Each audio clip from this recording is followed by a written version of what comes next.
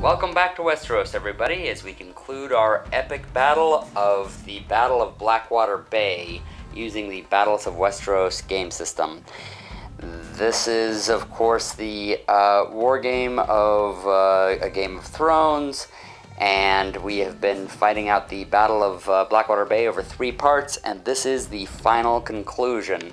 Last we saw, the Lannisters had the 3 Baratheon commanders up against the wall. Well, proverbial wall, because it's the edge of the board, and basically they were ready to finish them off when all of a sudden, reinforcements come in, and these are the reinforcements for this particular battle, including Brienne of Tarth. So that woman's going to be kicking some ass, and looks like she's single-handedly ready to take on the cavalry, who are running into each other anyway. And over here we have Davos leading, what are they called? The Stormland Smugglers. So that's going to be interesting. We're going to have them coming in there. We have some reinforcements of the Lannisters inside of the city. So in this one, the scenario or the goal is just carnage. Both sides get points for killing off enemy troops. They're not even trying to take any specific places. So let the carnage begin. And Baratheon comes out swinging, sending out their cavalry to take care of the Lannister cavalry. And I don't mean take care of in a nice way. And the Lannisters answer back, as they always do, with incredible force, and they do so by going up and taking out Bryce Caron. They moved up there, they got a +1 to their roll, and now that commander is out of the game. And now the Red Witch is starting to put this unit under her spell. She has placed what's called a relore on the unit, a relore marker on their unit. I'm not sure if I'm pronouncing that correct, but basically she's marking them for being taken over later. They also got attacked by cavalry, but no damage was done. And while the Lannisters bring up reinforcements from inside the town, the Red Witch has rallied herself and then taken over this unit. You may notice that it has a different flag. That's because she used that spell. She had targeted them, she used the spell, flipped over her card, and turned them to her side. So they now have control of that heavy infantry there. That they can, actually, there's no one else over there that, because there's these archers, but they're up inside of a tower, so there's nobody on the ground out there who is part of Lannister now. Now, over here you have some Lannisters, and you would think they'd come out after these Baratheons. In fact, actually, that's what was about to happen.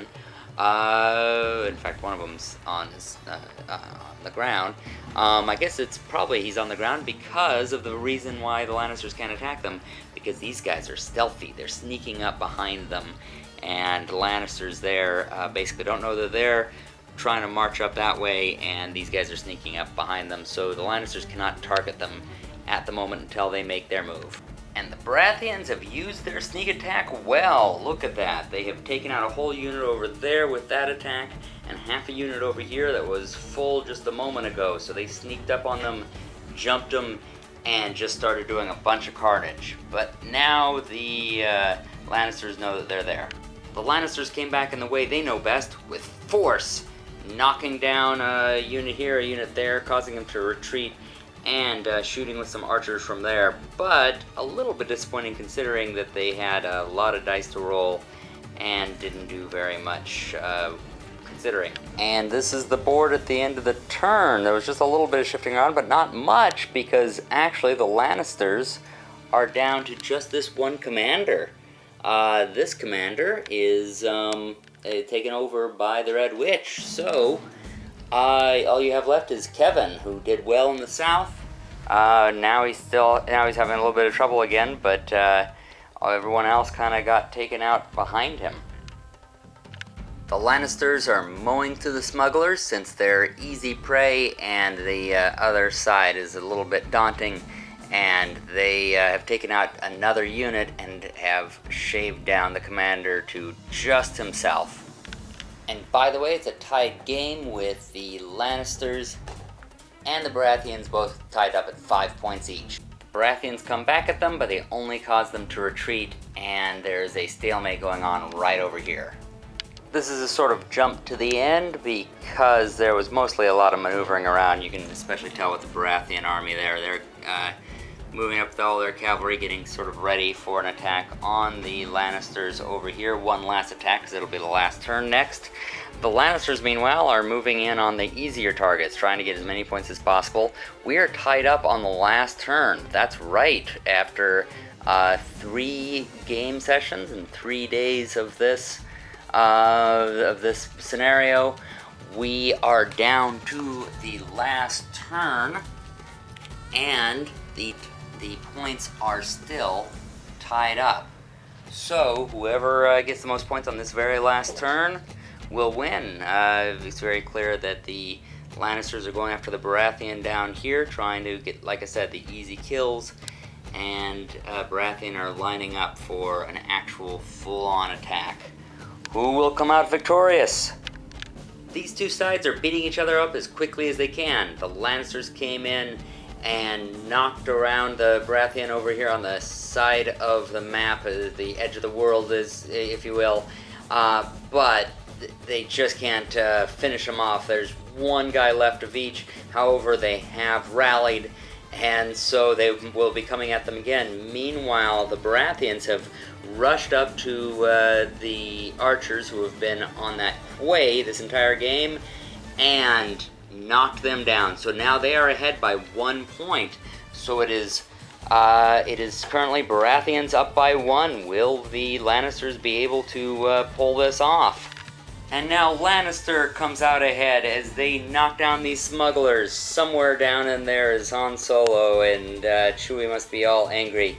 Not that that would actually happen in any movies that I've seen. On an unrelated note, don't tell me how Force Awakens turns out. Anyway, alright, so now Lannister is ahead by a single point. The Baratheon have to catch up. However, they aren't very close. In fact, it might turn out there's nowhere they can attack. I mean, there's here, which is one space away, but they're in a tower, so they can't be attacked on land. They have to be shot at, and there's no archers around there.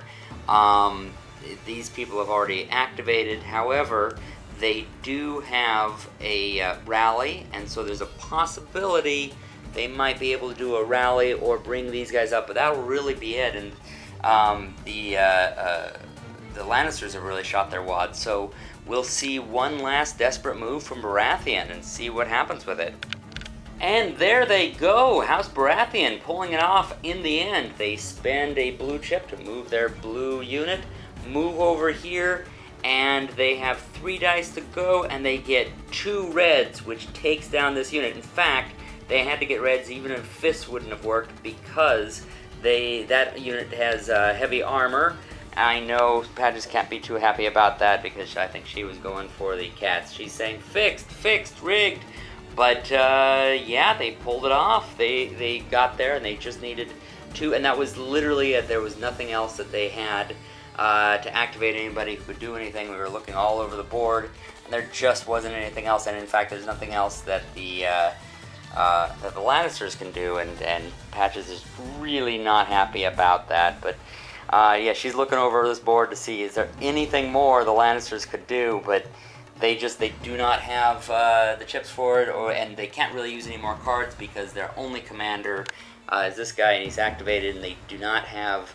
Well, actually, it's not that he's activated; it's that he's used up his command points, and he can't do anything more once those command points are used up. So, sorry, Patches, that's going to be it for the Lannisters. But let's get you off of here so we can take a look at this board one last time, and actually we'll just take a quick zoom through here.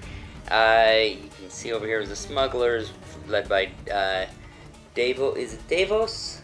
Yeah, Davos.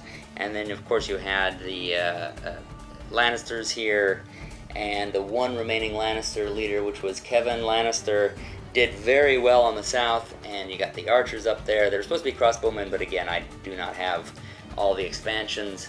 I guess that's the city guard. It's more in the tower, and then the people who were taken over by the Red Witch, which really did her job. She really pulled it off for them. So that'll be it for us here. Thanks for sticking it through on these 3 episodes on this epic battle. We hope you enjoyed it, and if you did, please tell your friends and like us on Facebook and all that wonderful stuff, and be sure to subscribe so you can see more. Happy gaming, everybody!